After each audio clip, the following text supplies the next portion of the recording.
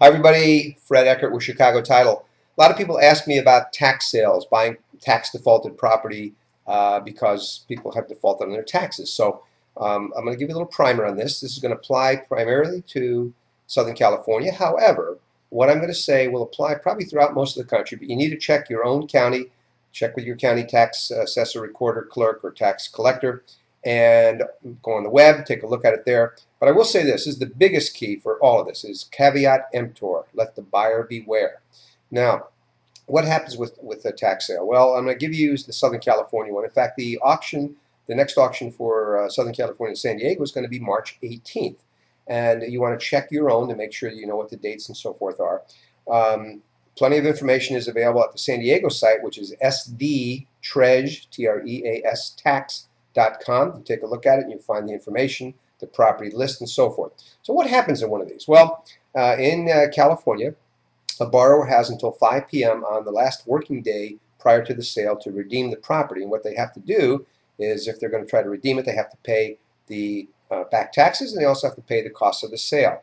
They can do that basically with cash or a cashier's check or a money order or traveler's checks. They can't just give a regular check at that point if it's within 30 days. If it's outside of 30 days, they can use a regular check. Now, what does that mean to you? Could you go down and bid in these properties? Yes, but I'm going to go back to the idea of caveat emptor. Take a careful look, whatever state you're in, whatever county you're in, take a look at the property.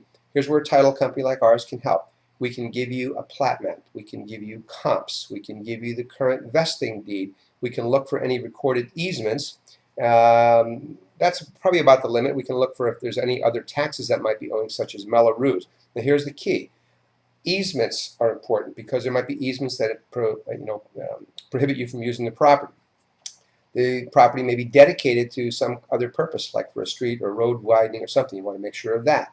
You're going to want to make sure that there's not other taxing agencies who have agreed maybe to the sale but are not agreeing to take a loss on theirs. So you want to make sure that you know if there's other taxes owing. Mello-Roos comes to, for example, in California we have Mello-Roos, might be a possibility in other parts of the country also. So take a look at all of that. So can you bid on the property? Yes. What happens when you get the property? Will title insure that?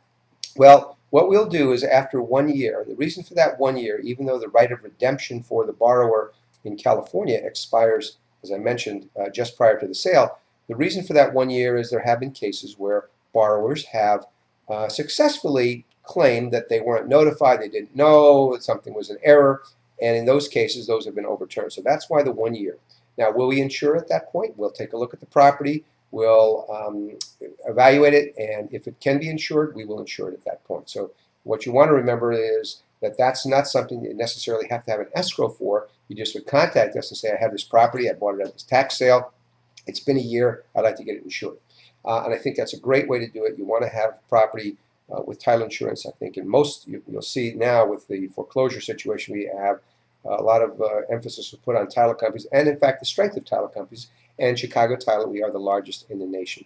So are there other things that you might want to know about? Yes, depending on where you're going to be bidding, you're going to have to register. You're going to have be able to pay for the property at the time of sale. In San Diego, in fact, if it's over $5,000, you can have basically an agreement with the county that says you'll pay a minimum amount and then pay the rest later on. So you can have that agreement with them. But you want to check for your own particular county, wherever that is, check that and make sure that you know all the rules and the regulations and so forth. I want to make sure that you have information regarding the tax sales. Again, check your state, check your county, and make sure that you contact the right people. Maybe it's our title company, maybe it's somebody else you work with that you trust, an attorney in some of those attorney states, but definitely caveat emptor. I'm going to repeat that once again. Just make sure that it's buyer beware. Now, last thing. If you're in Southern California in particular, but even if you're in other states, we're having a contest at my company for winning an iPad, and I would certainly love to win that. And if you are inclined to, and you can, if you can give me a referral for a title, an escrow, a buy, somebody buying, somebody selling, somebody refinancing, all of that counts.